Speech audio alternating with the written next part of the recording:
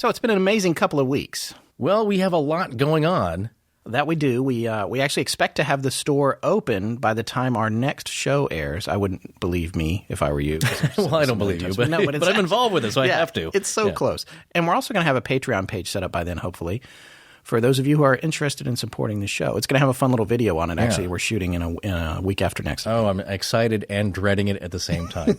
But speaking of the show, didn't you do a blog entry about the bright spots that were seen on the dwarf planet Ceres? Yes. Ceres. Ceres. It's one of those two. Yes, I'm not sure exactly how you say it either, but I did. And you know what's funny? I didn't realize it was a dwarf planet, but it is. Oh, yeah. It's fascinating. So it's an additional planet in our solar system. Okay, so you're going right. You know that for well, fact. It's a dwarf planet. It's in our solar system, so I can say that, right? Yeah, but you know the whole big Pluto debate because people were very upset. Well, it's fully been demoted. NGDT, Neil deGrasse Tyson, comes out and says, like, well, I'm sorry, kids. It's really not a planet. It's, on the dwarf side. But no, it was very interesting because there's two anomalies, visual, that are very intriguing to see. These really bright spots of light that people have been freaking out about. So big that everyone's like, oh, it's the size of Miami or something. No one can figure out what they are. Why is this light emanating from this theoretically dead planet? Well, and not just any light, but very bright. Very bright. If you've seen the photos of it, I'm sure a lot of folks have by now. It's on our website. And if you go back through our blog entries, you'll see it. It's two beady, glaring, bright eyes staring back at you. Yeah. So, well, it turns out they think because they have, the Dawn mission is there orbiting Ceres. I'm going with that. I should have looked before we started recording. That's okay. But anyway, it's there. It's orbiting.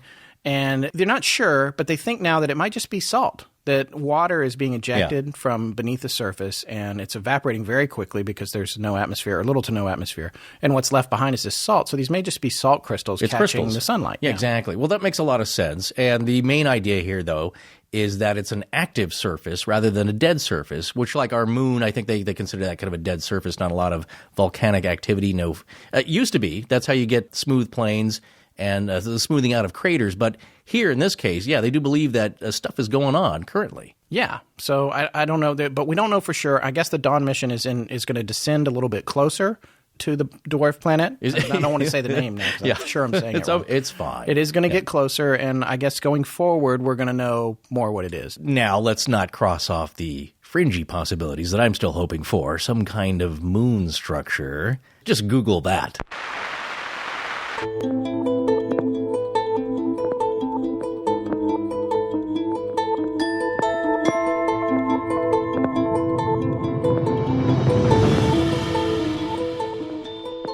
Welcome back to Astonishing Legends. I'm Scott Philbrook, and this is Forrest Burgess. I have learned from experience that a modicum of snuff can be most efficacious. Fictional character Hieronymus Karl Friedrich von Munchausen on escaping from a monster. Join us tonight as we take a look back at a gold prospector's encounter in 1924 that would later become simultaneously one of the most absurd and most intriguing Bigfoot encounters of all time. I didn't know this till you dug that up, but Baron Munchausen was based on a real man. Did you know that? Yes. Oh, well, yeah, because when I first heard about him, also I'm a huge Terry Gilliam fan, of course, Time Bandits and all those great classics. Great movies. And I'd heard about it before, and then when I heard about he was making a film about him, I started digging into it, and it's like, yeah, he's a real guy that these legends were kind of taken from. And this is the point we're trying to make, I think, with tonight's show. You can disagree with me or not, but it's about folklore and the fun in some of these stories. Even though they might be preposterous, we allow that. That's right. As we would say in film school, suspension of disbelief. We gravitate towards the preposterous sometimes. Yeah, but that's the thing. But Munchausen you've heard of Munchausen by proxy. Yeah, there's two or three diseases and situations named after that guy. Apparently he was very irritated by the fact that he became kind of a joke for telling tall tales. You mean during his time? Yes. Well, because there was books written, and then I think there were plays, and he was still alive for that. He certainly didn't live to see Terry Gilliam's films that we know of, because he's fictional, a couple hundred years old. But that's the thing. I think old-timers are generally upset when you don't believe them, even if they're kind of tall tales, because I think after a while it becomes part of their lore and our collective history of folklore. Well, and you know what? It's funny. It also reminds me of that movie Big Fish. Did you see that? It was a Tim Burton movie. Yeah. I love that movie, actually. Yeah, I know. That was great. Now, this is the thing I didn't have in common with the main character is that he gets upset with his father. He's estranged from him because all his life, his dad was a traveling salesman, was gone a lot. All he knew about his dad were these tall tales that he would tell him in the brief times that he would see him. Right. And then as he got older, he realized, like, well, this is a bunch of baloney, and I don't know my dad at all. And he won't stop telling these stories. And, of course, not to spoil it for anybody, but he kind of starts to believe towards the end there that maybe these weren't all such tall tales. Well, that's one of the great things about that movie is that in the end you find out that those tall tales have a seed in truth. Almost all folklore does. Well, that's interesting you mention that because I started to come to believe that a little bit about the stories that we're going to cover tonight. And the main one, of course. Yes. We're going to cover. Well, and by the way, here's the thing. We're going to talk about Bigfoot tonight. And it's funny. We sort of joked about Bigfoot in the past with the show. Bigfoot is a non-starter for some people who listen to our genre. Yeah. We're hoping that you'll stick with us, and because you're going to find this one enjoyable, I guarantee it. There's a million people obsessed with Bigfoot on both sides of the argument, and there will be a time for us to take a look at a few of the more famous and serious encounters, including the Patterson-Gimlin film, which we're going to touch on tonight, but not get into too deeply. We have a lot of research on that already. We're working on something for that we'll get to down the road. But we felt like our first foray into the subject should be one that's fun. So no matter where you come down on it, this story tonight is not one out in the mainstream zeitgeist. I mean, most serious Bigfoot enthusiasts know it for sure, but we think the general public might not have heard this one. Well, yeah. And you know what? I had not really been that familiar with it. I think I heard the name Albert Ostman and didn't really know the story. And I think you turned me on to it. And it's like, well, that's quite a yarn.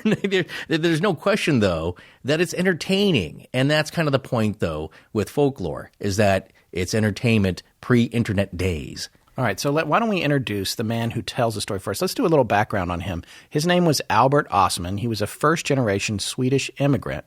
He was born in 1893 to Mrs. Albertine Ostman. Well, yeah, keeping the family name alive. Yeah. Or the first name anyway, and the last, I guess. Yes. And he was born in Örnsköldsvik, Sweden. Nice. I feel like after saying Örnsköldsvik, I'm supposed to say Sweden.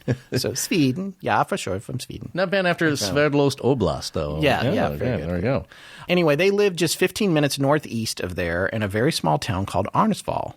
And this was not far from the west coast of the Baltic Sea. So when he got older, at the age of 20, he actually wound up leaving Sweden for better opportunities overseas. Now, the gold rush of 1849 was old news by the time he left in 1913, but there were rumors of lost gold mines all over the Pacific Northwest and the Northwest Territories of Canada. That might have been a little bit of a motivator for him, but he also was looking for work. He was looking for better opportunities, and he was going to get in this very small town in Sweden. And there were a lot of Swedish immigrants settling in the western part of Canada at this particular time. So he probably had a bunch of friends over there already. Yeah, well, you've heard of Swedish Hospital.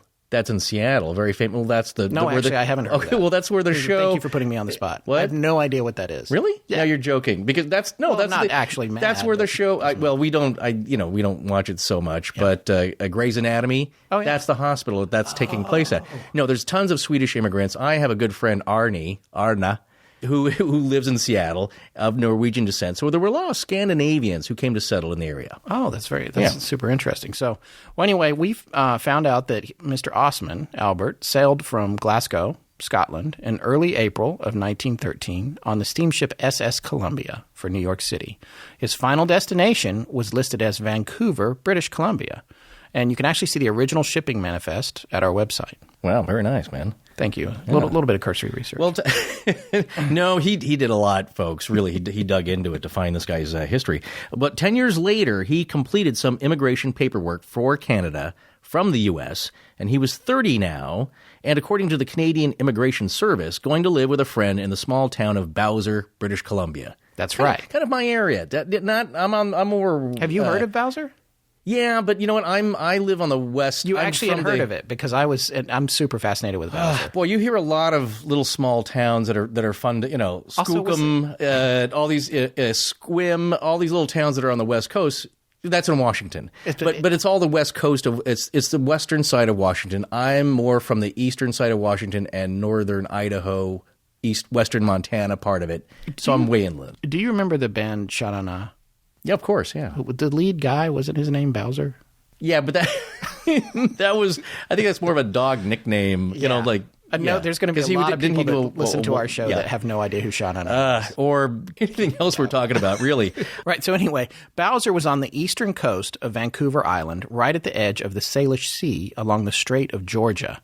And even today, Bowser only has 1,600 residents. So it must have reminded him of a larger version of home, though, because when you compare Arnäsvall, Sweden, where he was from, and Bowser, British Columbia, geographically on the map, they're nearly identical. They're both small. They're both situated at northern latitudes.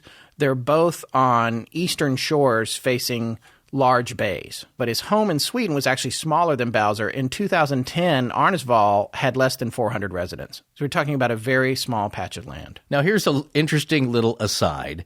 In the late 1930s, the Bowser Hotel was actually world famous for Mike the dog. The owner of the hotel, he trained him to deliver beer bottles to tables, if you can believe that, collect money, and bring back change, which is kind of cool. Sadly, though, that hotel burned down in 1969. But if you look up the Bowser Esso gas station on Google Earth in Street View and then just turn the camera around, you can see where it once stood. So now it's overgrown with unchecked flora and fauna, and apparently poor Mike the dog's grave is in there somewhere next to where the hotel stood before it burned. Now, Mike was killed crossing the highway to go to the general store where that Esso now stands, probably to get some smokes after work.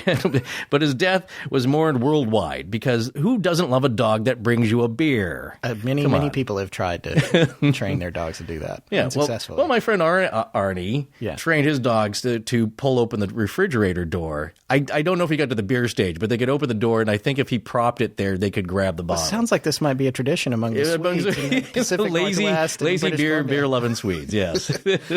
Well, it's hard to know if Ostman actually met Mike the dog, since Mike's heyday was from 1933 to 41, and the only definitive year we can point to Ostman being in Bowser was when he listed it as a last known residence in 1924. On some immigration paperwork we dug up. However, it's not much of a stretch to imagine him in there having a beer because Ostman was an adventurer and that place would have been right up his alley. Yeah, that's right. He was a true wanderer.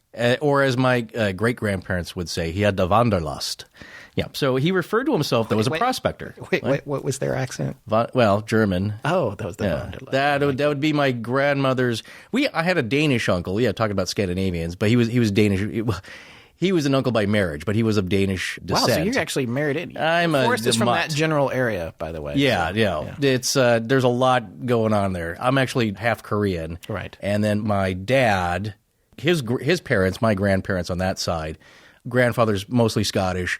Grandmother is German and Polish and a little bit of Dutch. There's a lot going on there, but mostly German and Polish. Yeah, melting pot right here in the studio. There you go. See, it's a Benetton ad, and that's that used to be the old joke, and nobody knows what that is now either. Stop with these ancient references. Sorry. Anyway, that was a thing when they say you had the wanderlust, which means you were a restless soul. You took itinerant work. You enjoyed being out in the open, not confined or chained to a desk. You were that kind of person, and there's a lot of folks in my family that were just like that. But he referred to himself specifically as a prospector, a lumber worker, and a construction worker.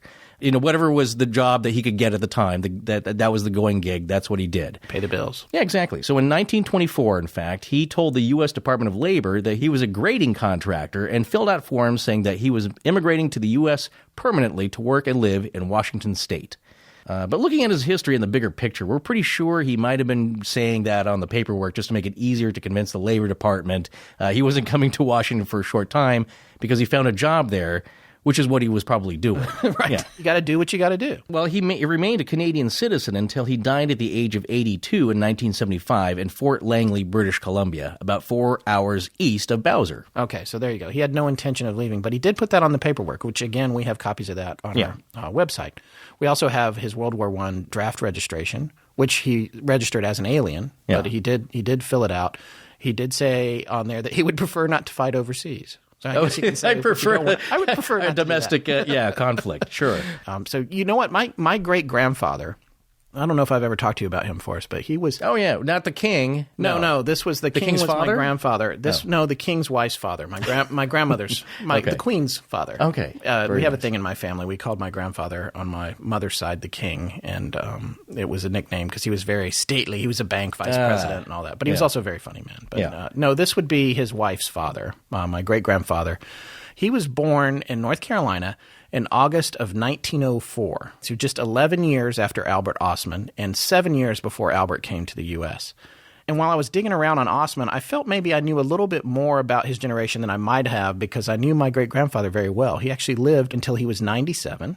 Wow. Passing away in July of 2001. So he was an amazing man. He was a former fire chief of Raleigh, North Carolina, actually. And his name was James Atlas Poole. That's a great middle name, by the way. Yeah, it's the best one. But one of the things that I remember about Jim was that when he was very young, I'm not even sure the age, I'm saying like 15 or 16, it could have been younger, he literally ran away and joined the circus. I mean, that's a cliche expression, but he actually ran away and joined the circus. Well, did he have any inherent talents? No, not that I know of. If he did, he never told us about it. But and not too long after that, he attempted to sign up for the military, but he was too young, and they figured it out, and they wouldn't let him in. So eventually, like Ostman, he became a grading contractor. Yeah. He took work wherever he could before making his way into the fire department in Raleigh. He already knew all the street names for emergencies because he had paved most of them in a truck that he was fond of telling me he had to sit on a crate to drive. Well, yeah. It's just crazy. But even in his 80s, when he was picking me up from class at NC State University, where I had started out at college, I wound up graduating from a different university, but he would come and get me because I didn't have a car, and I could name any little side street that I had gone to and used a payphone. Yes, this was before cell phones. Right. Yeah, I would come to any little side street, and sometimes I would purposefully pick a weird little cul-de-sac or something, and he'd be like, "I'll be right there." 80 years old, he could find the streets. Oh, really? Because he still knew where every street was. Well, that happens with the older generation because there were fewer streets to know, and Well, and as a fireman, they had to know. There were no computers. There was they get the call, and it's we have to know where it is. You're exactly right. That's a good point. Yeah.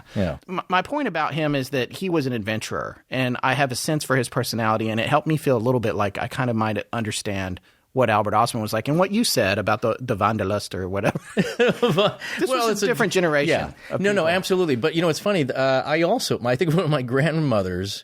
I can't remember if it's my grandmother or my grandfather on my father's side, but he also graded roads then, because you have to realize in that area there's a lot of roads. There's no roads. That's why not roads need to be built. Yeah, exactly. So, but funny, being an old character like that, he would drive down the middle of the road, the very center of the road, right. And of course the family was like, Grandpa, what are you doing? And he's like, I built this road. I'm going to drive down the middle of it if I want to. And then, seriously, they would and cars would have to go around him because because he'd done miles and miles of roads in the woods there. So until he was killed in a head-on collision. People also didn't drive. I'm sure this is early on, so the cars didn't go as fast. 3 other cars too. You bring up a good point because people back then were, I would guess, more adventurous. I mean, there's adventurous people now. I mean, there's people, doing all kinds of crazy stuff, and usually it's extreme sports.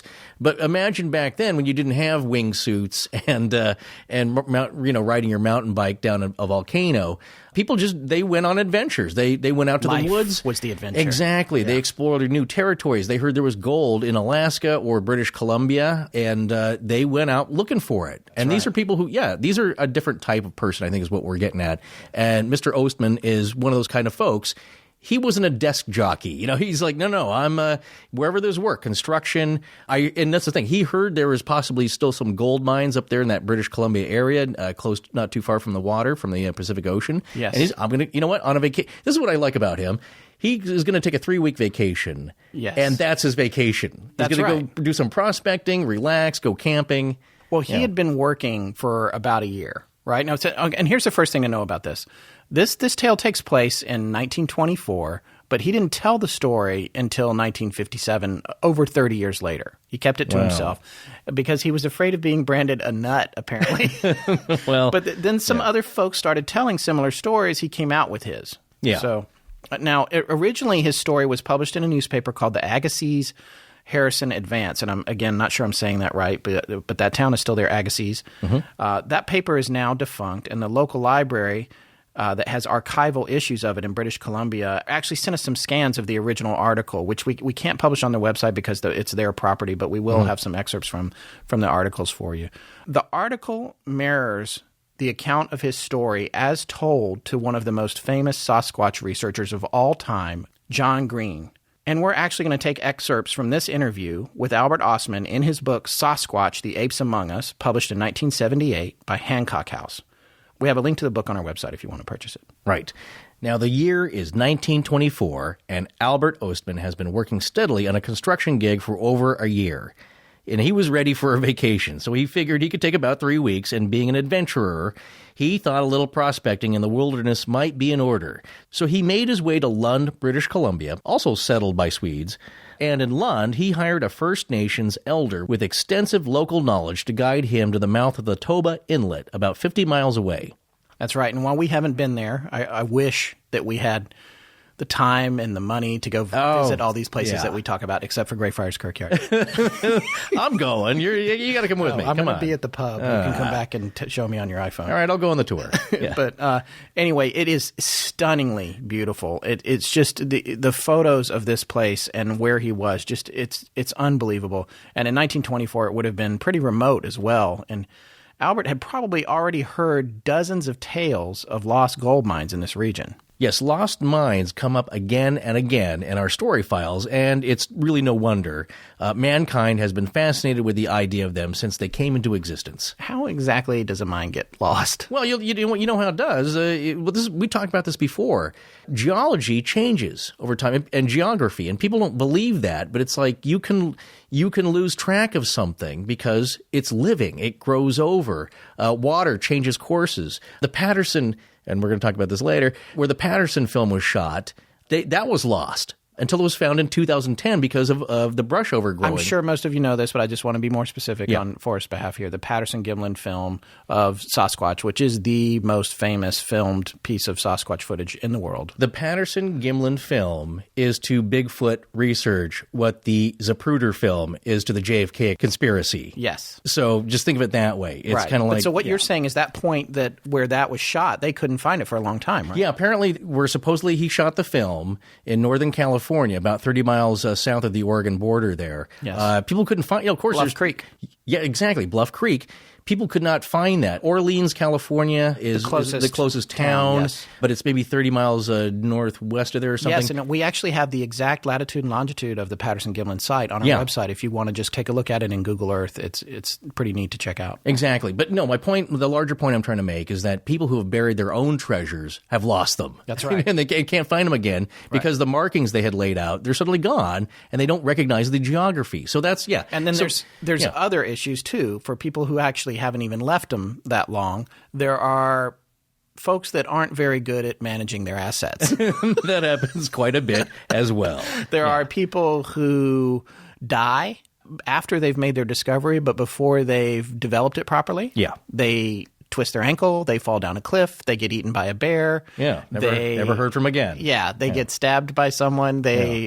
Local indigenous peoples remove them from the earth. So in a way of speaking, yes. Yes. But no, there's some great the Blue Bucket Mine. There's some great, the Lost Dutchman Mine. Well, You've heard of a lot of great lost mine stories. Anyway, the point is strange things happen when untold riches come into the picture. Exactly. So Ostman, like everyone, had probably heard of a lot of tales of lost mines in Western Canada before he even set out on this trip. And although he doesn't say that he heard them ahead of time in his account of the story to John Green, we know he went on that trip to go prospecting. Therefore, he was either hoping to chance across some gold, or more likely he was trying to rediscover some that had already been found. Well, according to him, when he got connected with his First Nations guide, and by the way, we're using the term First Nations on purpose. In the original article, they referred to him as an Indian, but we're trying to be more politically sensitive. Well, I grew up around a lot of them, and they refer to themselves as Indians. However, the younger generation, some do, some don't. So in deference to that. Well, exactly. Okay. Just trying to be respectful. Right. But anyway, this gentleman told him the story of a lost mine in the area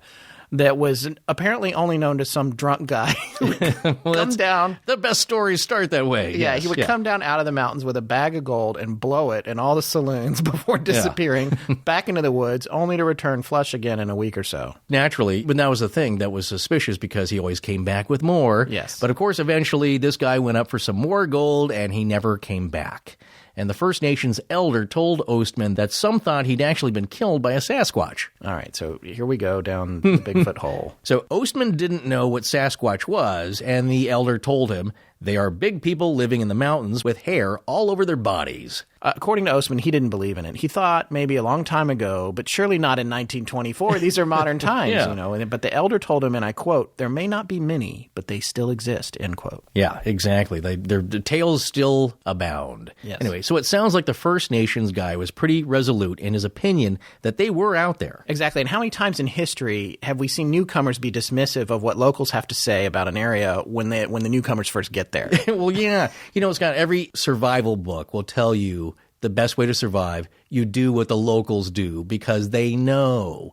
There's been generations of them surviving. Right. And so you don't dismiss what they have to say because they know more than you. Right. You've not been there, you don't know, but you come with a lot of hubris because I'm from the big city. And it's like, no. You're not going to survive very long. Yeah. You know, That's actually a lot like when a new writer gets to Saturday Night Live. you do what? You keep your head down and do what the That's do what the you elders should do, but Yeah. they don't always. And the ones that don't last very long. Well, yeah. The nail that sticks up gets hammered down. Yeah. Okay. Wow, that's great. I've never heard that before. That's great. Are you putting me on? No, You've I never haven't. heard that? No, I love it. it. Dude, come on. That's I know. Okay. I'm a rube. Anyway. All right. So Ostman goes on to tell this super detailed story of his trip after breaking off with his guide, right down to his exact provisions that he took, which he was able to remember 30 years later because before sitting down with Green to write the book, Ostman went through his stuff looking for anything connected to that one particular expedition and actually found his provision list, his shopping list for that trip. So this is what I love too. So he's carrying an 80-pound pack. Now that's pretty heavy. Yeah, that's hardcore. Again, he's a badass. Hiking up some pretty steep inclines at high elevation, so less oxygen, you get tired quicker. He said he had to rest a lot, which I believe, sure. Yeah, like every hour, I think. Yeah, it's really hard work. Well, eventually he gets to a good spot to camp, a nice flat area where some shallow digging reveals water, springs that you Yes. find in the ground. Okay, so he estimates that he was about 1,000 feet above sea level with an amazing view over the Georgia Strait. And he made camp a little early, so he had time to scout and prospect a bit, but he didn't really find anything. So the next day he sets out again. That's right. And so he does this a few days, camping and hiking and exploring. I mean, frankly, it sounds like an amazing trip. Like I said, when you look at photos of this area, it's so beautiful. But so now we're a few days into the trip, and he finds this super choice campsite and makes camp again at what he himself calls, in quotes, a classy setup. Yeah, the 20, sure. But now anyone who's ever been camping knows that feeling you get when you get either the best campsite at the campground or if you're free range camping, someplace that is just so choice, you feel like you want to build a cabin there. And that's the sense you get about how Albert felt about this particular campsite. All the things lined up. I think the flatness of it, the shelter. I think it was was it between two trees? Yes, a couple cypress trees. So it's offering a little bit of shelter. But anyway, he was going to make this his home for the next couple of weeks. So he's there for a good stretch. So when he gets it all set up, a place to hang his pack and a nice fireplace to cook at, and he beds down. When he gets up the next morning, he notices, though, that it seems like his stuff has been messed with. And he says he's a heavy sleeper, so it didn't surprise him that when he didn't wake up from the noise or whatever. But being a problem solver, he loaded his rifle up that night before he went to bed and put it under the edge of his sleeping bag, just in case, Right. But he was convinced that a porcupine, or I love this term here, old-timers term, a porky, and I think he mentions later on a good porky stew. Yes. But he thought a porcupine had been in his stuff, and he knew that they like leather. I think they like to chew on it, and they like the smell of it. So he put his shoes down in the bottom of his sleeping bag, and he went to sleep, which that sounds kind of uncomfortable, but that's what he did. Hey, he was a tough guy. So, You do that. I've heard of you put sticks in the ground, you put your boots on top so nothing nasty can crawl in, like scorpions or anything down south anyway. Yeah. Anyway, so he gets up the next day. His pack, which he had put up on the pole, has been emptied out. It was turned upside down, actually, but strangely, it's still on the pole, right? Okay, that's weird. Yeah. His pancake flour and a half pound of prunes were gone, but importantly, not his bag of salt. Well, somebody watching their salt level, but needing, but also conscious of their regularity. That's nice. Yeah. But prunes last. That's the point. You'll hear that his hardtack, his Rye King hardtack. These are all things that old timers used to take because they last. They don't rot, and they'll keep you alive. They're not. It's not a fancy backpacker meal by any means, but they'll keep you alive. Right. Well, anyway, now he knows something is up because the porkies love salt. Okay, now and they would have gotten into the salt. A lot of animals do. Deer will lick a wall that has minerals on it. Yeah, you'll see that often. So what could it be though if it's not a porky? We're gonna get to say porky a lot during this episode, right? Even when it's no longer pertinent. It's so fun, and it's fun to see it written out as well. Anyway, he figures it's not a porky or a bear either, because everyone knows bears destroy stuff, and his stuff wasn't destroyed. No, okay, so this is going on, though, 3 nights in a row, I believe, right? Yeah. Something has been coming into his camp, and he cannot figure it out. So he starts doing that thing where he's taking a visual inventory of exactly where everything is, because when you're in the scenario, especially alone, it's just human nature to think that you might be imagining things, right? You don't have anybody there to confer with. So he's making sure he memorizes exactly how everything is arranged. So he's getting ready for war here, or just whatever's coming into his camp messing his stuff up. So he says it looked like it might rain that night. So he put his shoes down in his sleeping bag again, along with his rifle. Yes, now the rifle is now actually inside the sleeping bag. Yes, that's an important point there. Yes. Along with a knife, which he calls a sheath knife, which it just means it's a fixed-bladed knife. In a leather sheath, probably, but it's inside the sleeping bag. That's important to remember. Yes. Okay, so he drove his prospecting pick into the trunk of a cypress tree so he could easily reach it if something woke him up. But he wasn't planning on going to sleep, was he? No, but he did fall asleep. That happens to all of us. Yeah. Okay, well, that he did, only to be awakened by something picking him up inside the sleeping bag. That's right. And he said he was in such a state of deep sleep that when this happened, and I know this feeling. Yeah. He actually couldn't even remember where he was. Like, he forgot that he was on a camping trip and all that. But eventually it came back to him. He's like, oh, yeah, I'm on a prospecting trip. This is my vacation. Yeah. Right. Yeah, okay. So, all right, so now he's inside his sleeping bag trying to figure out what the hell is going on, running through all of the possibilities. He's in a super uncomfortable position, thinking maybe it's an avalanche of some kind. That's the natural first thing you think of. You're being tossed around. Yeah. But then remembering that there was no significant snow around his campsite. Then he thinks maybe he's been thrown over a horse because he can feel that whatever's got him is walking, but he can't see anything. And not only that, his sleeping bag is super hot, and he's getting pretty upset at this point. I would have been, upset. I think I would have been upset to start with. But now, here's the good news. He's got his knife and his rifle in there. So why doesn't he cut his way out or maybe take a shot? Maybe taking a shot isn't a good idea.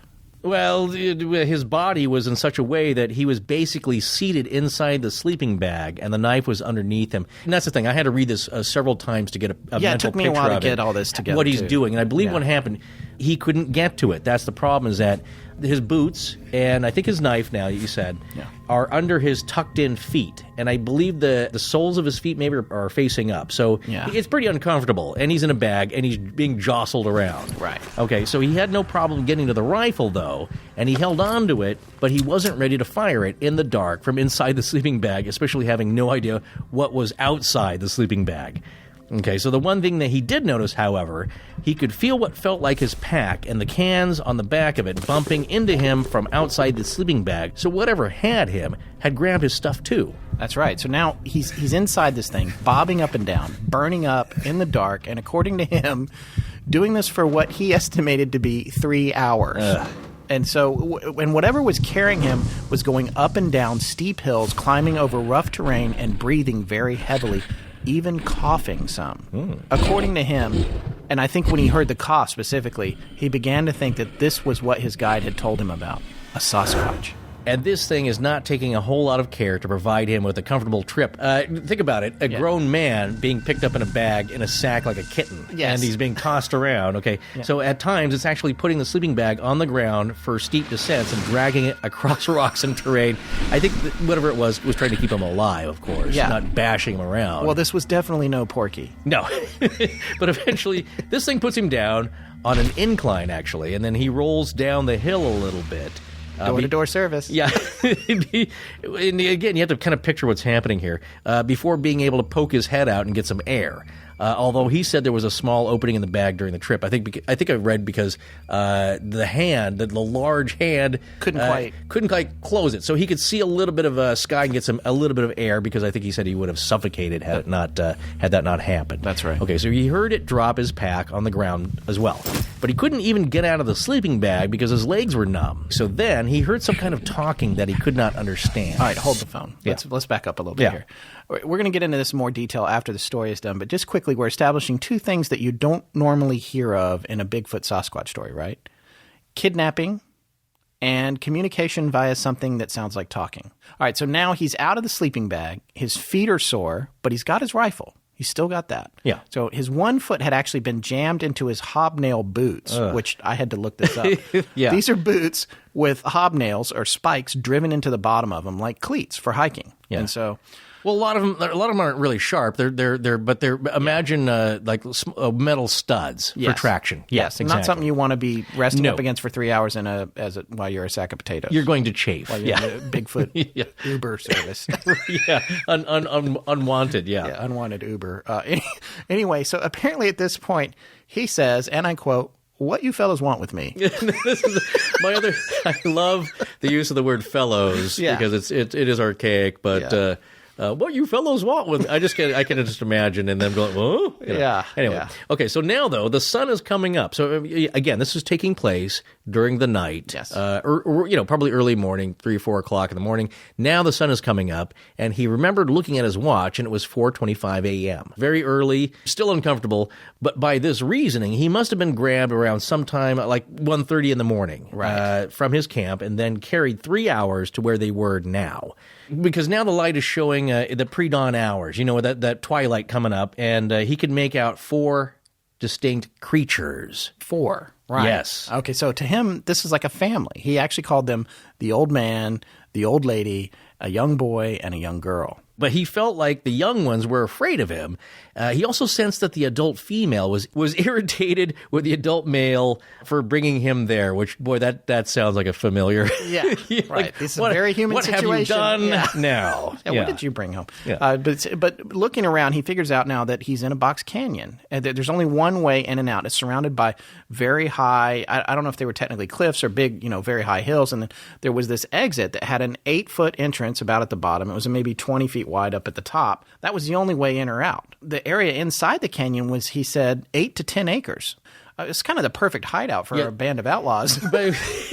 Well, there's a place in Joshua Tree just like that called, I think, Hidden Valley, where rustlers used to kind of hide out because it's kind of sheltered from view. Yeah, there's only one way in and out. It's perfectly defensible. Now, we'll talk about this a little bit later, but what I'm saying, though, is 8 to 10 acres is kind of a large area. Yeah, it is big. Yeah, so that kind of and he had some freedom in there, and I guess he wound up taking his stuff and moving it over against kind of a wall, and he made his own campsite within his little prison. Okay, so at this point, he realizes more prunes and some macaroni are missing, along with the full box of shells that he had, rifle shells. Right. But everything else is intact. But his utensils were back at his original site. So now he's wandering around this inescapable area getting water. He sees a spot kind of up the little valley there where it looks like it might be likely, and he's going to dig for it, okay? But all the time, the young ones are watching him from behind some bushes, or they're going through his stuff back where his pack is. He had also observed that they had woven some kind of blankets out of cedar bark with dry moss inside of them, so they were actually like stuffed blankets. Anyway, not a whole lot transpires that first day. At one point, he actually gives the young one like an empty snuff box or a can or something to play with. And just so you know, snuff, from what he's describing here, because there's really 2 versions. I think the old-timey snuff, which you heard Baron Munchausen earlier describe, that's really a powdered tobacco. Yes. That people you would take a pinch of it and then inhale, like a earlier and more probably lethal form of cocaine, because it gave you a buzz, but that's how you took it. I think more what he's talking about is like cut leaf tobacco, like Copenhagen, or your back in the day in high school, guys would take a dip. Yeah, yep. Exactly. And that's Copenhagen. So it's still leafy, but you put that in your cheek, between your cheek and gum. Yes. Anyway, so that's what he means when he says snuff. Yes. Okay, so the next day, though, he decides he's going to find a way out. He wants to get out of there. So he gets his gear together, loads his rifle, and heads towards the exit of the canyon. And the old man holds his hand up and says, "Nah, you're getting out. You can get out of there." That's hilarious. So Albert points at the exit like, I need to get out of here. At which point, though, he says the old man said something to him that sounded like, "Soka, soka," or "Soka, soka." I don't know. Bigfoot. What are you going to base that impression on? Yeah, there's tree. No, you've heard more of the Les Stroud kind of, the screaming or the vocalizations. That's what modern Bigfoot hunters call it, right? The vocalizations. Yeah, those are scary. Yeah, there's other things called tree knocking, but imagine a big booming voice. This thing's probably over 7 feet tall. Yeah. The way he describes them. Anyway, so Soka, soka. Now, he has a rifle after all, but he's fairly convinced the most it would do is make the old guy angry. Right. Like a big Yeah. a big grizzly bear. You better hit him in a vital spot or he's just going to make him mad. Yeah. Okay, so he also seemed kind of adverse to killing him. He didn't want to kill the guy. Look, or guy or Bigfoot, whatever it was. Yeah. He was adverse to it. So he backed down. That's right. And actually he has another sort of bigger problem. Well, I don't know if it's bigger technically, but he's not really sure where he is. That's a big problem. Yeah. Sure. He thinks he was about 25, according to him, he was about 25 miles northeast of the Toba Inlet when he was grabbed. And he thought he had been carried maybe another 25 miles in the middle of the night. Yeah. Scott, 25 miles is a long way to drive. Yeah.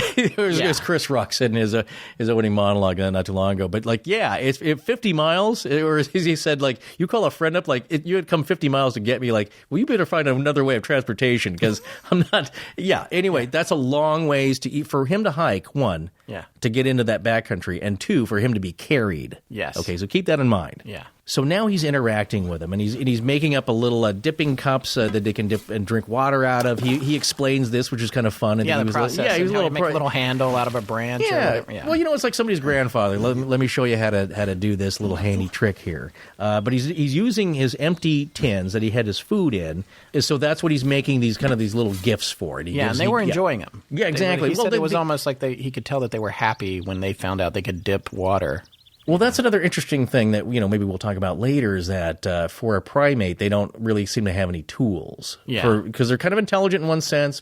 In another sense, they don't have a lot of things that they've made. Well, but he did say, too, that he felt like this place was not a base, but a stopover, someplace that they came to get this grass, which they wind up bringing him later that has these sweet roots or whatever. Yeah, exactly. He said the young one could climb like a mountain goat and would bring him this wild grass with long, sweet roots that he would eat. And they said it was kind of a satisfying, a delicious taste to it. Right.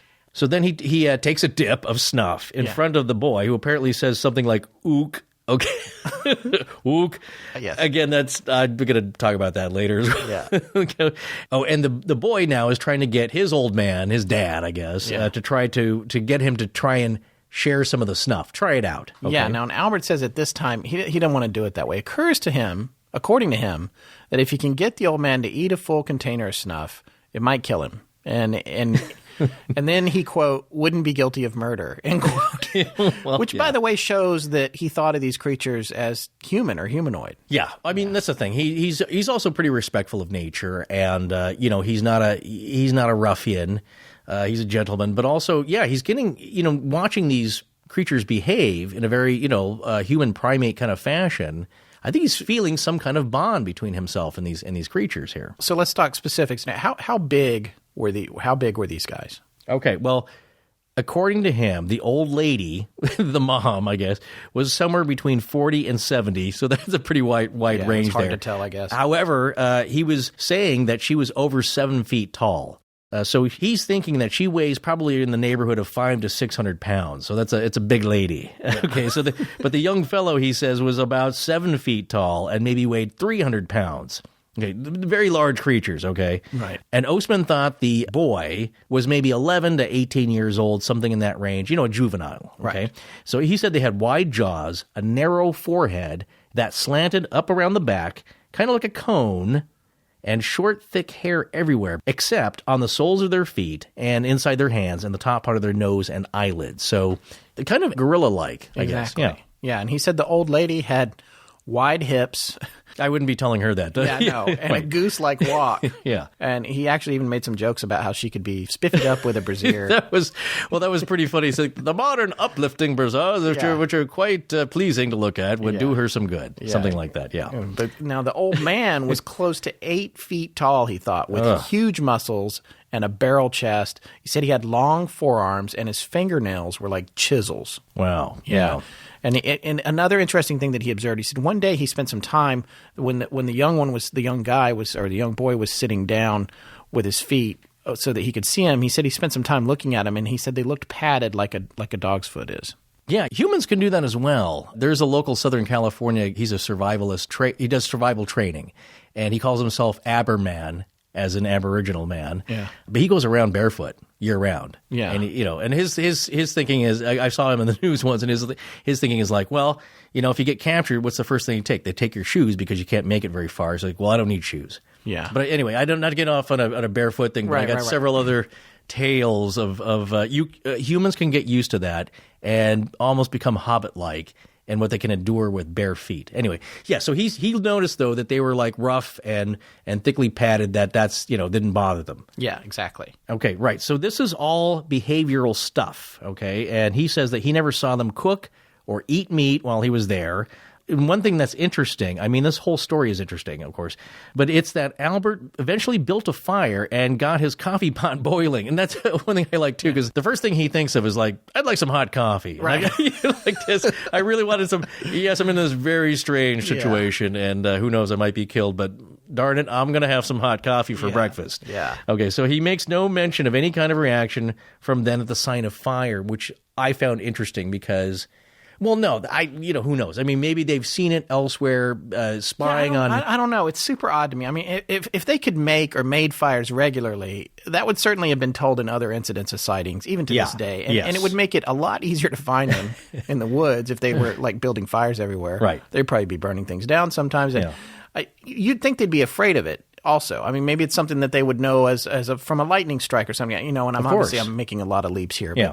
But on the other hand, if they've been watching humans for a while, maybe they've seen fire, they're used to it, they don't care about using it personally. Yeah. But it's still strange to me that he says he made a fire and he's not mentioning any kind of reaction at all from them about that. Because, I mean, couldn't you see them as perceiving that as a threat? Oh, yeah. Well, look, every animal... Remember being afraid of it. Yeah. Well, as they say in Alien, the first one, it's like pretty much every animal is afraid of fire. I mean, that's what I'm saying is that, yes, if you want to go that route and say like they'd been spying on humans, they saw them making fire and having a cookout, and so they weren't real afraid of it. Or maybe they were chased out by, there's forest fires that happen naturally from lightning strikes.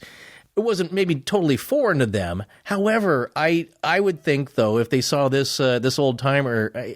I'm sorry, he wasn't really an old-timer back then. Yeah. He was a young man. Yeah. But if they saw this man back then with the capability to just produce fire, they'd be like, I think they'd be a little curious, like, hey, how he do that? Right. Ook, ook, suka, soka. So he's just... I don't have much of their vocabulary in hand. Oh my gosh. My point being is that I agree with you in that if they saw this guy, I'm sure they'd be like, hey, what are those little sticks with the red ends on them that seem to produce fire so easily? Could I have some? Yeah. However, though, he never said that he saw them eating meat, which is a big... No, but he didn't say that he didn't think they ate meat. He just said he didn't see it. He didn't see it. And again, if this place is a stopover, first of all, if you believe any of this, right. You have to preface every statement with that.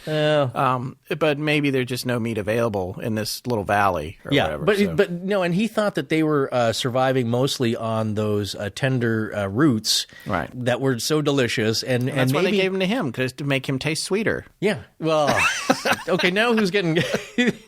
You're imagining the giant pot, the cauldron with the boiling with the carrots. Like a Bugs Bunny situation. Yeah, but you got to have the other vegetables in it. But no, he thought that they were in the area, like you say, to be kind of nomadic because that was when and where these shoots were growing. They moved there temporarily to capitalize on that. Right. So that's okay. But yes, no, I totally agree with you that there's some things that he does not talk about which don't make much sense. Yeah, okay. Right. All right, so now we come to the escape, which is, in my opinion, laughable. Well, it's a little comical, sure. But it's also intriguing. Yes. All right. And this is the absurdest part of this tale. According to Ostman, he made a big show of how tasty his morning coffee was. Right? And so then he took out some snuff from a brand new full box and, partook. And then he was about to close it when the old man reached for the box. And Ostman was, get this, apparently afraid. He had forgotten about his plan to kill him by letting him have it all. According to this is another little bit of an inconsistency in his story. It was like he was apparently afraid that the old man was going to hog it all. He didn't want him to take all his snuff. Oh, he was down to 4 boxes. He had a long trip back, remember? Yeah, right. Yeah. And you can't go without snuff. So he held the box thinking the old man would take a pinch. But instead, the old man grabs the box, empties the whole thing into his mouth, swallowing it in one gulp. And then apparently right after that, he licked the inside of the box. Well, you got to get every delectable morsel, sure. Yeah. Okay. So as you can imagine, the old man, Father Sasquatch here, totally loses it.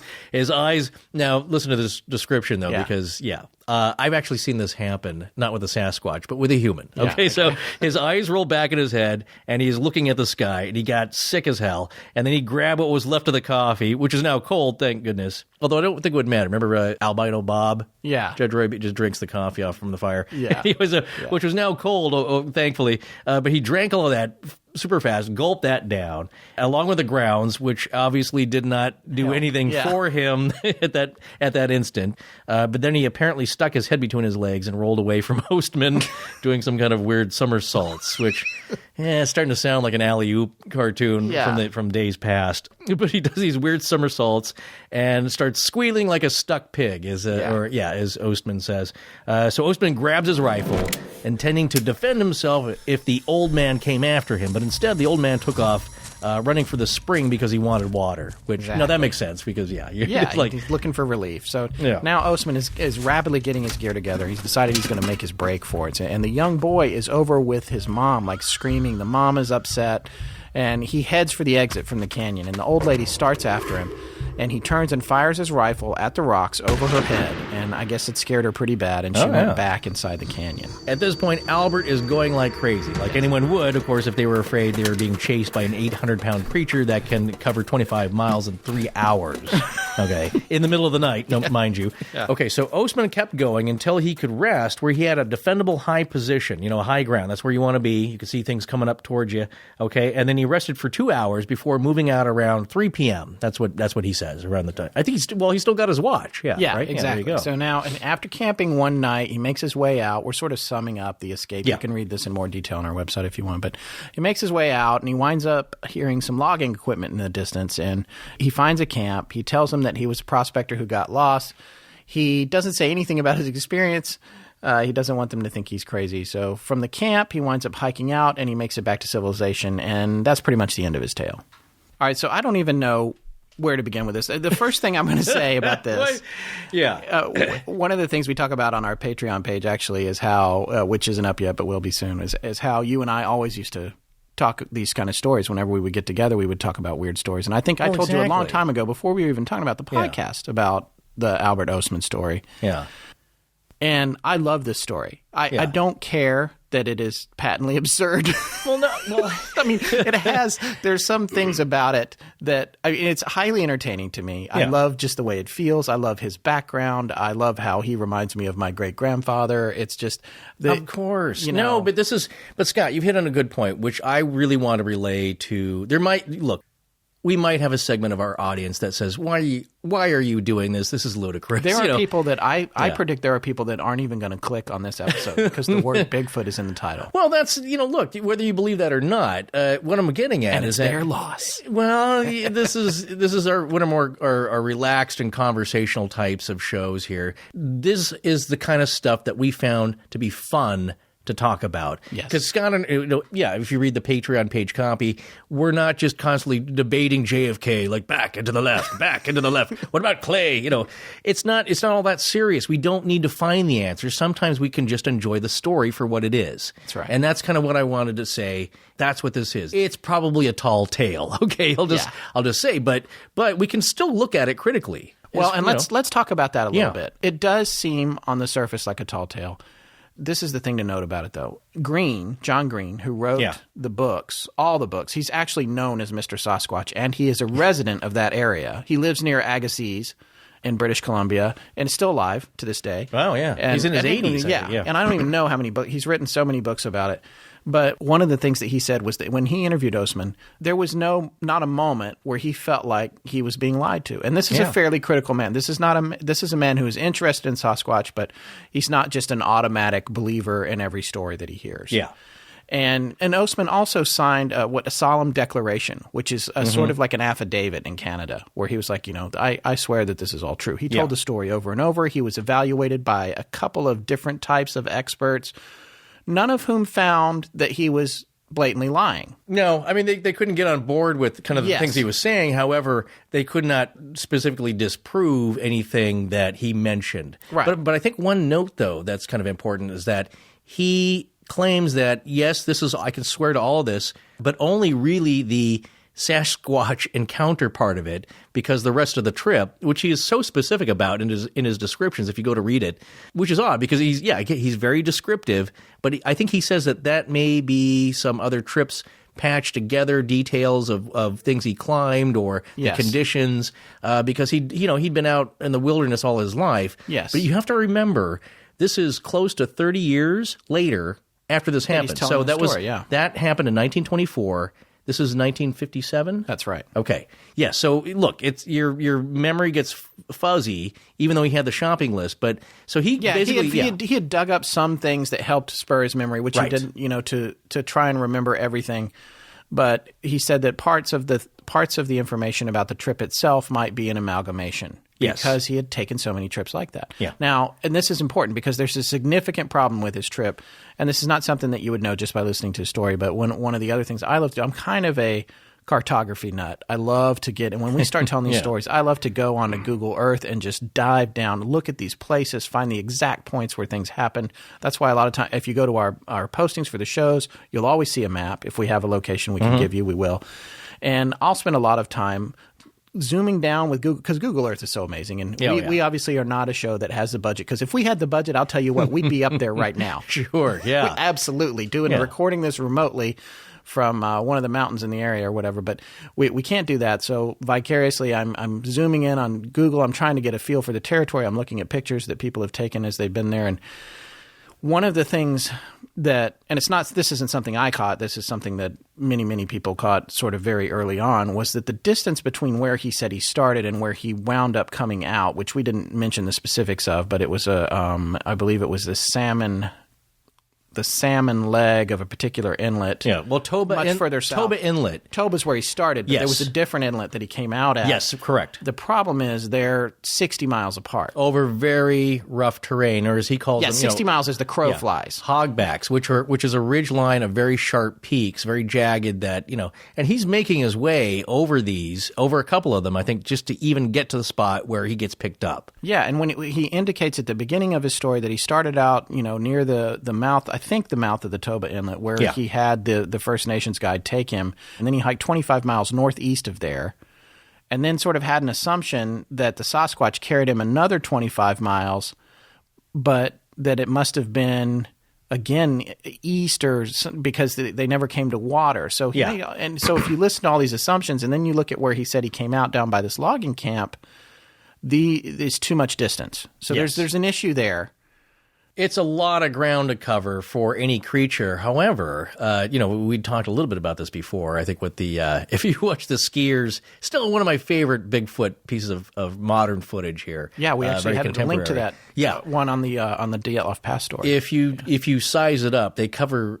Whatever it is covers quite a bit of ground and deep snow very quickly. Yes. So, and again, not to further Albert's claim, but just it's a lot. It's a lot to believe that he went that far in that amount of time. Well, and this is another thing that I found as we were doing this particular episode and the research on it, and the research on Ostman, is that wherever you come down on Bigfoot or Sasquatch or what you believe, this area is intense with, it is just rife with stories. Witnesses, lore going back for years with the local Native Americans. In fact, the library that Tess, our research assistant, who helped us a great deal with background on this, by the way, thank you, Tess, she actually managed to procure some original articles from the Agassiz Harrison Advance, which is a paper that actually was in business all the way up till 1990, and it changed to the Agassiz Journal or something. It changed. It got bought out. But did John Green, he was a owner of a small paper, right?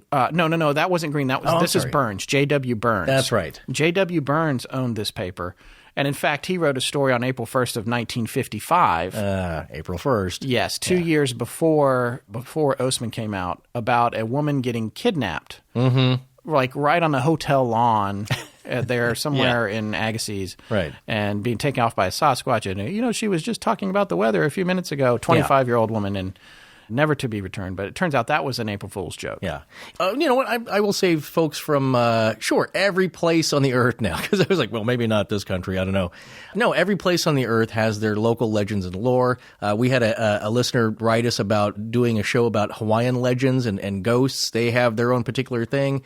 There's the Ohio Grassman. Yeah. Every area. Skunk ape, the Yeti, there was some website I came across today, and it just said "fools and liars all," and that's the real question. Yeah. When you look at these many claims of eyewitnesses and all that, sure, a good deal of them might be hoaxes, they might be misunderstandings, all that stuff. But when you look at the big picture of it, how pervasive it's been across multiple cultures over in some cases up to 1,000 years, you have to wonder if somewhere there's at least one, because people are that many people making mistakes. In fact, I want to read from that paper that Tess managed to get them to actually send us some scans of some articles that they had. I want to read you this one article that it's very short that they sent us today.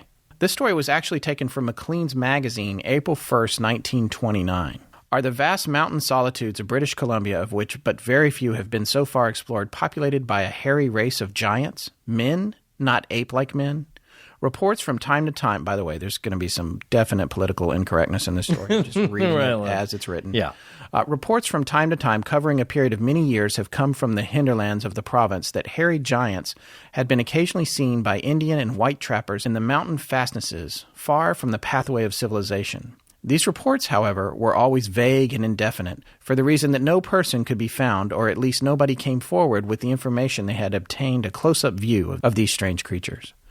Persistent rumors led the writer to make diligent inquiries among old Indians. The question relating to the subject was always or nearly always evaded with the trite excuse, "The white man don't believe, he make joke of the Indian." But after 3 years of plodding, I have come into possession of information more definite and authentic than has come to light at any previous time. Disregarding rumor and hearsay, I have prevailed upon men who claim they had actual contact with these hairy giants to tell what they know about them. Their story is set down here in good faith. Peter Williams lives on the Chehalis Reserve. Chehalis. Thank you. Chehalis? Chehalis. Che or Che? I think Che. Okay. Yeah. Peter Williams lives on the Chehalis Reserve. I believe that he is a reliable as well as an intelligent Indian. Sorry, that's very insulting. He gave me the following thrilling account of his experience with these people. Peter's encounter with the giant. That's a subheading here. One evening in the month of May, 20 years ago, he said, I was walking along, so that would have been 1909, roughly. I was walking along the foot of the mountain about a mile from the Chehalis Reserve. I thought I heard a noise, something like a grunt nearby. Looking in the direction in which it came, I was startled to see what I took at first sight to be a huge bear crouched upon a boulder 20 or 30 feet away. I raised my rifle to shoot it, but as I did, the creature stood up and let out a piercing yell. This is something I want to come back to, by the way. Mm-hmm. It was a man, a giant, no less than 6 1/2 feet in height, and covered with hair. He was in a rage and jumped from the boulder to the ground. I fled, but not before I felt his breath upon my cheek. I never ran so fast before or since through brush and undergrowth toward the Statlu, or Chehalis River, where my dugout was moored. From time to time, I looked back over my shoulder. The giant was fast overtaking me. 100 feet separated us. Another look, and the distance measured less than 50. In a moment, the dugout shot across the stream to the opposite bank. The swift river, however, did not in the least daunt the giant, for he began to wade it immediately. I arrived home almost worn out from running, and I felt sick. Taking an anxious look around the house, I was relieved to find the wife and children inside. I bolted the door and barricaded it with everything at hand. Then, with my rifle ready, I stood near the door and awaited his coming. Peter added that if he had not been so much excited, he could have easily shot the giant when he began to wade the river. After an anxious waiting of 20 minutes, resumed the Indian, I heard a noise approaching like the trampling of a horse. I looked through a crack in the old wall. It was the giant. Darkness had not yet set in, and I had a good look at him. Except that he was covered with hair and twice the bulk of the average man, there was nothing to distinguish him from the rest of us. He pushed against the wall of the old house with such force that it shook back and forth. The old cedars shook and timbers creaked and groaned so much under the strain that I was afraid it would fall down and kill us. I whispered to the old woman to take the children under the bed. Peter pointed out what remained of the old house in which he lived at the time, explaining that the giant treated it so roughly that it had to be abandoned the following winter.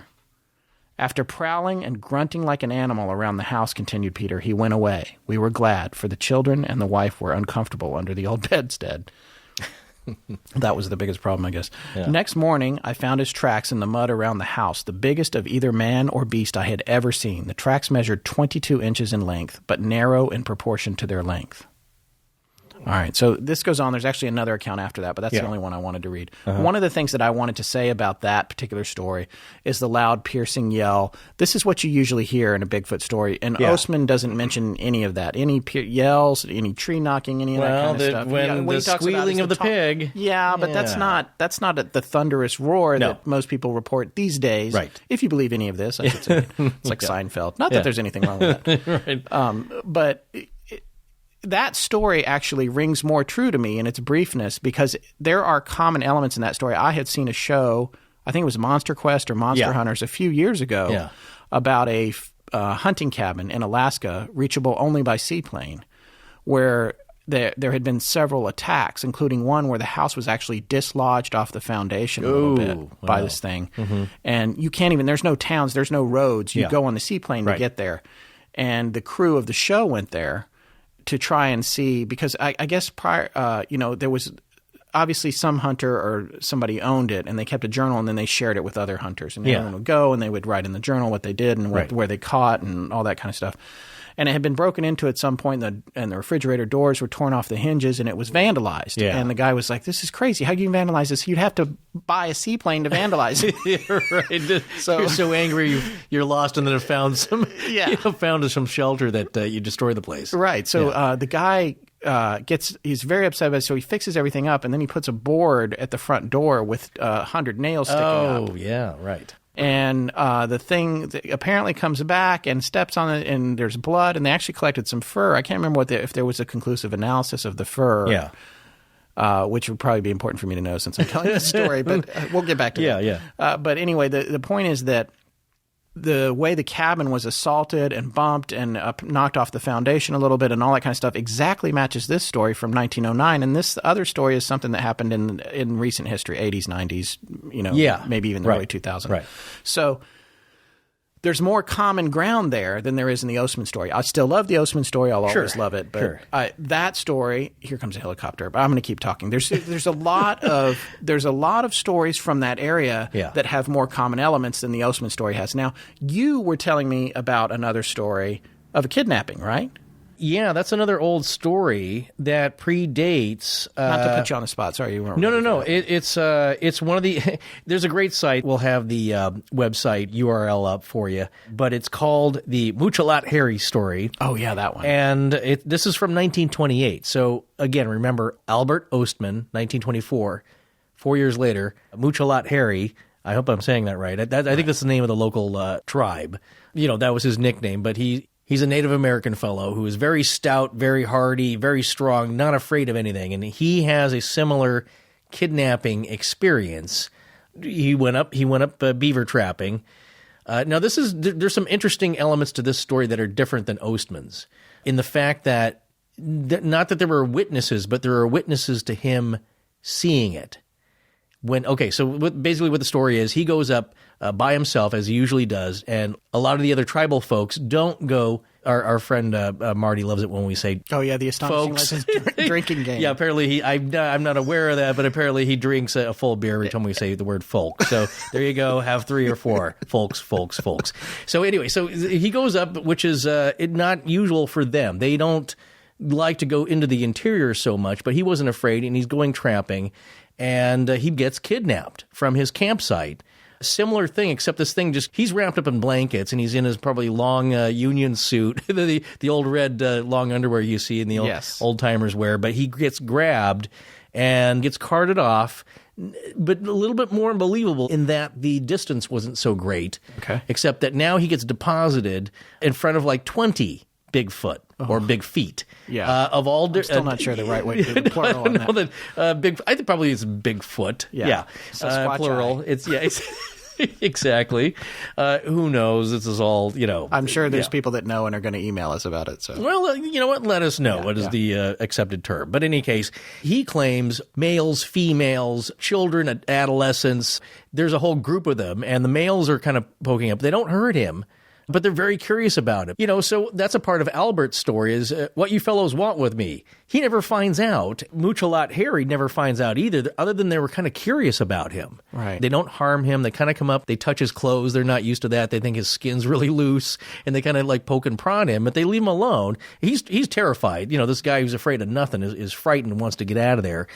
He doesn't stay a couple of days. I think he waits until evening or kind of towards the By the way, I don't think we covered that, but Ostman was with them for 6 days. Yeah, that's quite a long time. He had the provisions, but, quite a long time. We'll get to this other aspects of that. Much-a-lot Harry has a different experience. He's much more frightened, even though they don't harm him.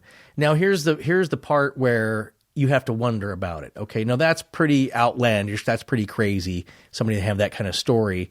But his story was told by a Father Anthony Terrar of Mount Angel Abbey in Oregon. Okay, now this was told to Peter Byrne, and this is an excerpt where we get the story. It's from the website, but they took it from an excerpt from Peter Byrne's book, where he talked to Father Terrar. I think I'm saying that right. And Father Terrar witnessed this. Well, he witnessed Harry tearing out of there because he did not stop. He just escaped. He ran as fast as he could, as hard as he could. I'm not sure if he just had socks. I'm not even sure I think he was barefoot. Well, they found him that way. Yeah. He bypasses his camp. Now, he's leaving a lot of, and this is what's verifiable. He left all of his trapping gear and his prized rifle. Okay? Oh, right. He never went back into the mountains, right? No, never again. Okay. Yeah. And when they found him, this is like 3 or 4 in the morning. It took him, and this is about 12 miles. Okay. So again, shorter distances. That's a little bit more believable, I guess, in that realm. He gets in his canoe, doesn't even stop to grab anything. Very valuable stuff. That's how he makes his living. Okay. And he's so terrified, much like Dan Hensky from the Oak Island, probably just so terrified. Forget that. I am getting in the canoe, paddles his way back to the village there, and at about 3, 4 in the morning, they hear these shrieks and screams. People get up, they go down there. The other brothers of Father Terrar go down, find this guy just freaked out in this canoe, shivering out of his wits. And so they calm him down, and he didn't talk about it for quite a while, but finally I think he kind of relayed his story. And it took about 3 weeks to nurse him back to health. And so Father Terrar was feeding him. He got his strength back. During this time, his hair had turned completely white. Wow.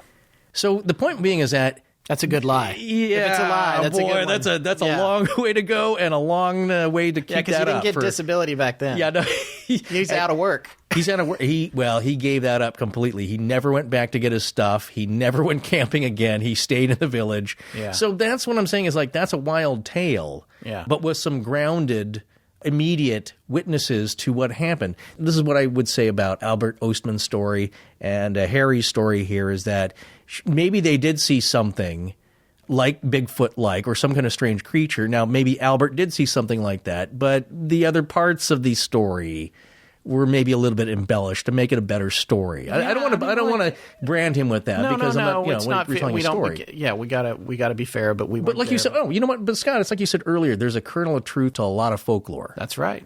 So maybe he saw something, and then you know what? Maybe Harry did. Maybe it wasn't a family. Maybe some things are off about his story. But I think, according to the eyewitnesses, this guy saw something that just frightened him to his core. I think, again, with Ostman, and when you look at all this stuff and the nature of how these creatures are interacting, they have these family units, it's almost like, when you think about the stories of lost tribes or lost cultures being found, at how humanoid is this situation, And there's some people, there's speculation that they're related to Gigantopithecus. Gigantopithecus. Well, that was Grover Krantz, he's one of the few really serious anthropologists accredited to study this, to take this up. Right, to take it seriously. Well, he spent his whole career researching this and basically lost his career because nobody took him seriously. Right. And he tried to get his papers published. It delayed his tenure. It really screwed things up, but he believed in this so much. Why weren't there some specific castings and cases that led him to feel that way? Well, there's the cripple foot. Yeah, there was the cripple foot incident that had basically the things that he saw. He said, either this hoax is so good, this guy knows gross anatomy, because he could surmise from the footprint that it was an injured foot or something like clubfoot. Had been broken and not healed properly. Yeah, something like that. And he's like, well, whoever did this went to that extreme. That's going the extra mile. Yeah. In terms of making a fake footprint. Well, speaking of fake, and again, we'll get to the Patterson thing, but I mentioned this. I mentioned this earlier. Footprints ever. Well, the footprints are fakey, but I didn't realize till I saw the stabilized footage from the film, because it's very shaky. It's hard to make it out. Yeah. And I'd always heard years and since I was a kid that it was a female Bigfoot. Yeah, in the Patterson-Gimlin film. And affectionately nicknamed Patty, I think after Patterson, right? But when I saw the footage, I think it was even like a couple of nights ago, and you start looking like, oh my goodness, those are big hairy breasts. Yeah, it's a real. It's like, what? I didn't even think about it because that's a whole nother episode. No, that is if you're into that, that's a whole other thing. But my point being is that that's a pretty good angle on a hoax, and to think of that. Yeah. The other thing, when you see the walk, now I'm not going to get into how much I believe, but I can't discount it really after seeing so much of this kind of evidence. I don't know what it is, but when you see, because everybody says like, well, it's just a really good costume, but it's kind of fakey looking costume. If it is feature film, modern day, contemporary quality, I would say. Well, because like I said, it's for another episode. It's for another episode, but yes. There's a costume shop in Charlotte, North Carolina that claims they made it for him. Right. And that it was filled with football pads. And hey, that's one angle. But anyway, there are many angles on that story, so don't dismiss it just because you heard that part of it, because there's a lot more to it than that. And, and we'll get to that in maybe sometime next year. Yeah, but no, this is the thing. When you hear stories like this, you look for bits that you can latch on to that are believable. Ostman's story, yes, there are some things that are more believable than others, some things that are kind of preposterous. Again, if you look at Mucho-Lot Harry's story, just the fact that he came back that way and stuck with that joke for the rest of his life, because he gave it up completely. He was traumatized, we could say.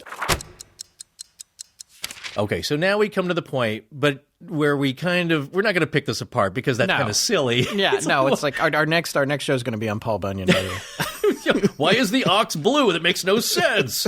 Yes, that's what we're saying, is that it ruins the fun, I think, if you look at it critically. But you know what? There are just some things about his story I think that we can analyze, and in our way that we do, try to give it a rational spin. Yes. Okay, so the first thing we come across, for me anyway, is like if getting there, it's like it's believable to me that he could cover that amount of ground over enough time. He could do that. Yes. So getting where he was, or what he claimed to. And I think he could have been mistaken about where he started or where he finished based on his own facts of saying, I can only tell you the specifics of my time with Bigfoot. The rest of it may be an amalgamation. He said that himself. Sure. Yeah. Okay. So, but he's kind of given himself an out. Not that he's trying to do that. But you know what I'm saying? That's the one part of the story that can be confirmed, is like, where did you leave? Where did you enter? Where did you come out?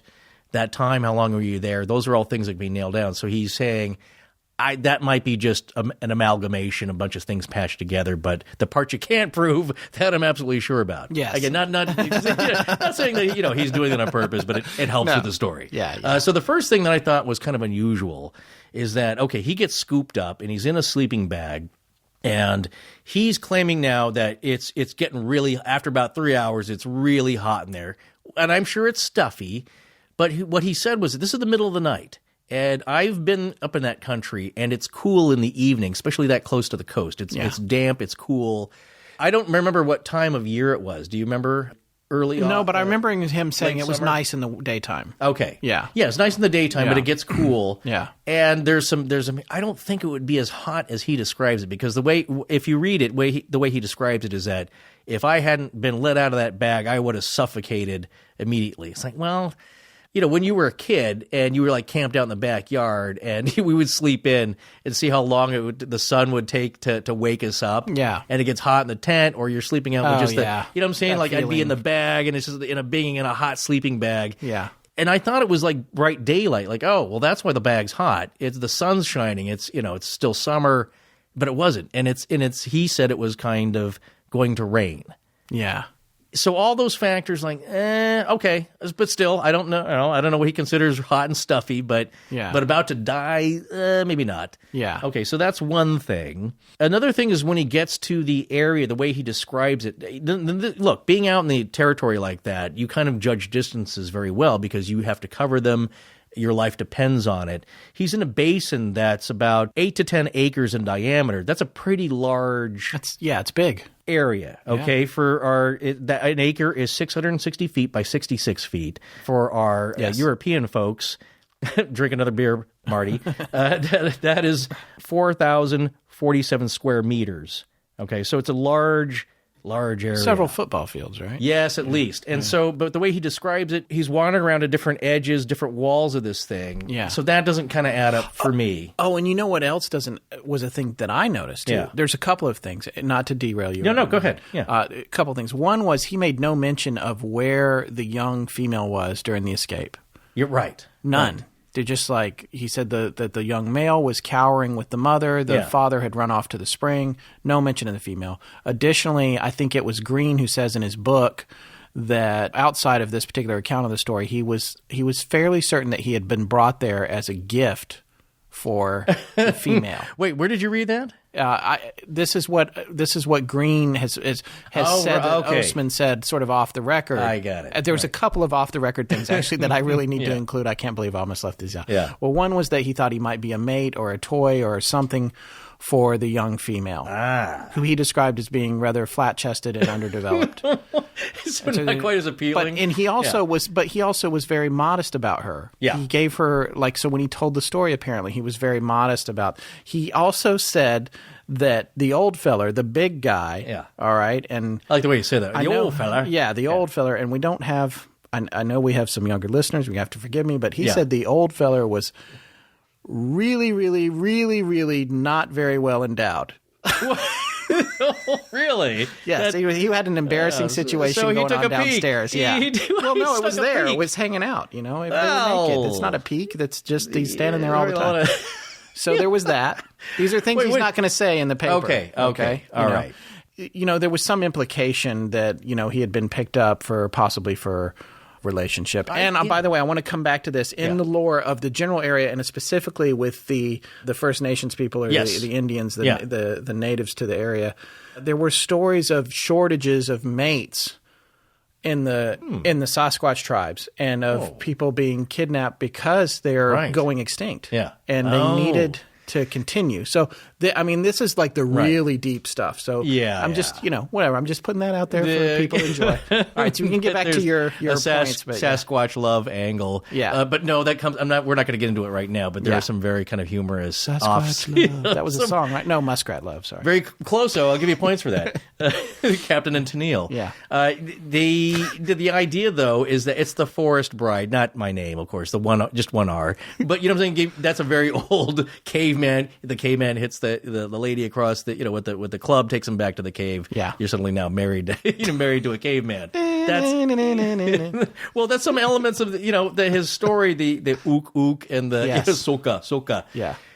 Again, I don't know what their language is, but it sounds kind of a bit folklorish, I guess. And by the way, that language takes a specific palate to be able to even articulate. Yeah. That primates don't necessarily have, right? Well, other existing primates. I think these gorillas that are super smart, they're signing because they don't speak. Yeah. Well, they do things like ooh, ooh. They make vocalizations, but it's not that clear. Wait, what do they do again? Ooh, ooh. Oh, very Don't you remember that in Christopher Lambert? And yeah. Yeah. Well, there you go. Raised by Tarzan. apes. Yeah. The point, though, is that Awful movie. But you know what? I enjoyed Glenn Close's voice being dubbed over Andy McDowell's. Oh, yeah. It really added something. No, my point is that you're now messing with anthropological elements here that can be studied. In that, are they primates? Are they more human? He doesn't know. He's trying to tell us what he saw. But some things go against modern Bigfoot research, I guess, and that they're generally not the kind who are going to kidnap people because they're afraid of people. They don't want them in their territory. That's why they're throwing rocks, tree thumping, tree knocking. That's a big thing. Yes, and by the way, that's the other thing that happened to that Monster Quest crew at the Alaskan house. Right. Was that nothing happened the whole time they were there. And at the last night, they're out by the fire, and rocks started coming in from the darkness. Yeah. They started getting pelting with rocks, and they got so scared that they went in the house. Right. Yeah. No, but I'm saying that it's now the modern angle on it is that it's probably unlikely that they're going to want to interact with you because, again, it's the conquistador theory. It's like nothing good can come from greeting the visitors with rifles. Yeah. That never ends well for the indigenous folks. So we come to a couple of other things that were just kind of humorous but didn't make a lot of sense to me. One is that he said the boy, one of the pastimes was that, and correct me if I'm wrong, one of the pastimes was that he would rock on his buns, grabbing his feet, and then see how far he could jump, I guess. It was really hard to picture this. Yes. Because it didn't make any sense to me. He would bounce up off his butt. I don't know if he was sitting crisscross. Well, he's kind of rocking. Yeah, he's rocking on his buttocks and rocking back and forth. Isn't this what those levitating yogis do, though? They bounce up and down. They cross their legs and bounce up and down. That's not a bouncing thing. I think it's if the gag is done properly, you're just levitating. You're not bouncing. And it's not for fun to see how far you can go. The footage I've seen, they're bouncing on their buns, I want to believe that they're levitating. The only person I've seen levitate is David Blaine. So but see, that's the thing. When you have to think about this with magic, it's not magic. There's a trick behind. No, I know that. Of course. Yeah, no, but you have to keep that in mind. But what I'm saying is that, like Spring Heel Jack here, referring to an older show.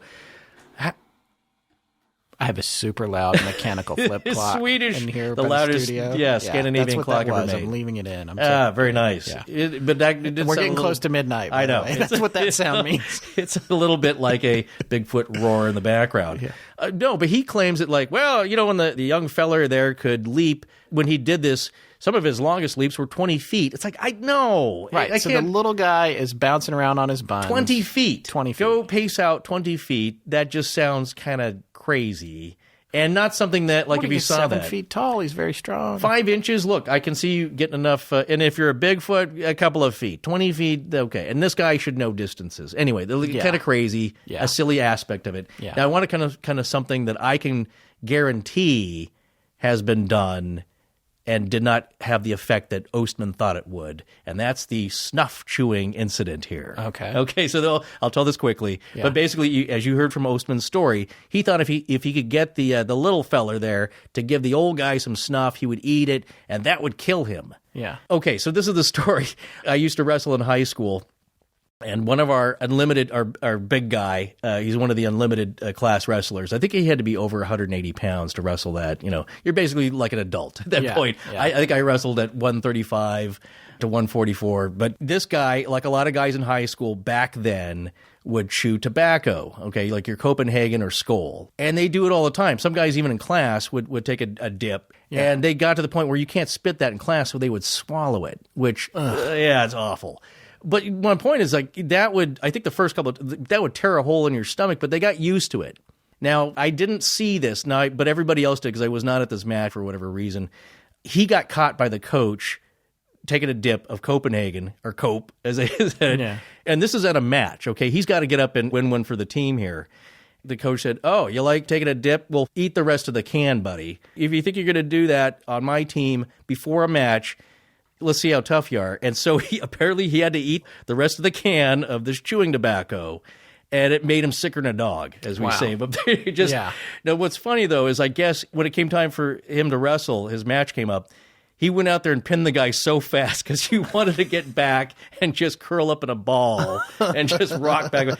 Apparently, people said he looked kind of green around the gills. And as used to chewing as he was, eating it's one thing swallowing the spit, but eating the tobacco. Yeah. So my point was that eyes didn't roll back in his head, and he's not ook ook doing somersaults in the air like a cartoon. Yeah. He was just like, ugh, just curled up on with these metal folding chairs, and I think he was just like kind of curled up in a ball. Yeah. And he wanted the match to be over so quickly, he went beast mode on the guy and pinned him within probably a few seconds. Right. So anyway, that's the point, is that it doesn't kill you. I'm not sure Albert would have thought that either. Who knows? But like we pointed to Baron Munchausen, it's an effective gag for a story. Yeah, he's telling a story, and he's definitely embellishing. The question is he embellishing from 0, or is he embellishing from 20 or 30% of something that happened? Exactly. So, but he says... Plus, he's 30 years later, he's telling the story. It's 30 years later. He claimed he'd heard it saving a guy from an angry bull because he blew the snuff into his eyes. Now, this goes more towards the powdered snuff we were telling you about before, where you could blow it. The stuff, this kind of is a little more chunky. Yeah. It's wet. Yeah. If you've ever seen Copenhagen, it's wet. Not good stuff to be around. But in any case, that's a little hinky, as the kids say. Yeah, so anyway, there's little things like that are kind of, they make the story even a little more preposterous. Yeah. But those are a couple of things. I mean, the woven mats, it's like, again, he said they were strips of bark, I think cedar bark, and there was dry moss as kind of insulation. It's like, well, I can see a semi-intelligent creature, but to get it actually woven, I don't know what they look like. But it was kind of, there's some things that make sense, and there's things that don't. But again, you're picking apart Paul Bunyan. That was a good point. Yeah. It's like, well, how big is the axe? Well, who made the axe for him? How did he grind the steel? Yeah. So you can't look at it too hard. Tori Hansel. As they say, don't start pulling that thread on that sweater. Yeah. So what do you think? I don't know. I love the story. Yeah. I almost don't care whether it's true or not. I do think something is going on somewhere, and I don't know. It's just hard for me to believe that with all the sightings and all the stories across all the cultures and all the decades and even, centuries of years that the stories are pervasive, it's hard not to think that somewhere something real happened. Yeah. And something real existed. It is also possible for me to believe that even with as populated as the Earth is now, that things are still out there that we don't know about. Oh, no, they're discovering species, well, mostly underwater, but weird stuff no one's ever seen before that they have to keep naming. And I don't know what the rate is, but it's significant. So, we've only seen a very small part of this world we live in. Well, this falls under cryptozoology. Yeah. It's just meaning like it's mysterious zoology, that we don't know about. Chupacabra. Yeah, exactly. And there's people who have seen that. I think a couple have been shot now, and they're weird looking. You don't come down to different territory on that. Well, I read Tracking the Chupacabra. I've got a whole thing on that one. So no, but what I'm saying though is that there's all kinds of strange things out there. Out of UFOs, your Bigfoot, your ghosts, all this kind of paranormal stuff, this is probably one of the things that is more easily believed. Gigantopithecus, I believe, was they found some mandibles. They didn't find a whole skeleton, but they found some lower jaw bones and teeth of this thing. And from that, they can extrapolate how big it was, what its maximum growth was. And it was massive. I think probably 7 or 8 feet. Up to 10 feet, actually. Up to 10 feet, okay. Yeah. And lived alongside primitive humans about 100,000 years ago, and I think they kind of died out. I'm not sure on the facts. Okay, but I think I read that. Other than the height, I know. Yes. About the height, okay. So other than that, so there, you know what? It's not that impossible that patches of them here and there have survived somehow. Now, if you want to get crazy fringy, and if we might get into that territory if we do cover the subject in a broad sense. People now think they might be interdimensional. That's why you've never seen a corpse. You've never seen a burial mound. Nothing. They kind of pop up and go away just as quickly. Yes. What's that behind? Why are there's Bigfoot sightings that are connected with UFO sightings? Why is that happening? Anyway, that's the grand unifying theory of the paranormal. Yeah, that's a whole other thing. And I also heard, and I wanted to track this down before we recorded tonight, and I didn't, but I had heard that Les Stroud, who I'd mentioned before as enjoying his show on Bigfoot, that he apparently did a radio appearance where he implied that he either heard or found out that the U.S. government or the military or the logging industry were actually well aware that they existed. Yeah, I've heard and that. were covering it up because they wanted to avoid having their potential profit centers restricted from access. Right. Which is plausible. I mean, here we are with a big conspiracy. And again, I'm not actually positive that was Les or what the situation was, but it was something that I came across a few days ago and meant to go back on, and I'm just now realizing that I didn't. But he was basically saying they know it's out there. Yeah. They're covering it up because they don't want to get into like the Endangered Species Act, and then suddenly they're completely out of business. As a 7-foot-tall spotted owl, that you have to protect. But that that's the point. Is like, well, you know what? Because then you have to explain it. It's like it's like Dyatlov in a way. Like, if we told you there were orbs, now we have to tell you about this and that. Sorry about the bad Russian accent, but you know what? You know what I'm saying? I like to stick one in every show just to annoy you. So to speak. If you just not say anything or deny it, and then the people who claim that look crazy, and it's like, and that's the end of it. It's kind of like, what people say about UFOs. It's like, you end up looking nuts, and that's kind of why he didn't say anything for so long, probably. Yeah. But you know what? People also tell tall tales, and I believe have really crazy, silly claims and stories of things that happen to them, which don't make a lot of sense to me. And why do they do it? Well, for the usual reasons, attention, and you make a name for yourself. We're certainly talking about Albert all these years later. Yes, for a great legend and a great story, whatever it may be. And like with everything else, Scott, there's something more to it.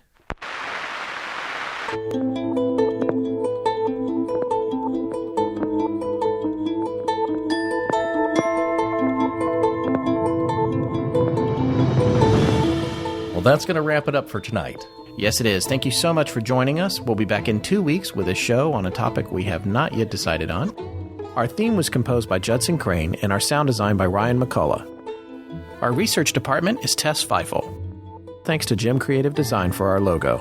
Most importantly, we want to thank our listeners. You can find us online at astonishinglegends.com, as well as Facebook, Twitter, Tumblr, and Google+. Copyright Scott Philbrook and Forrest Burgess. Good night.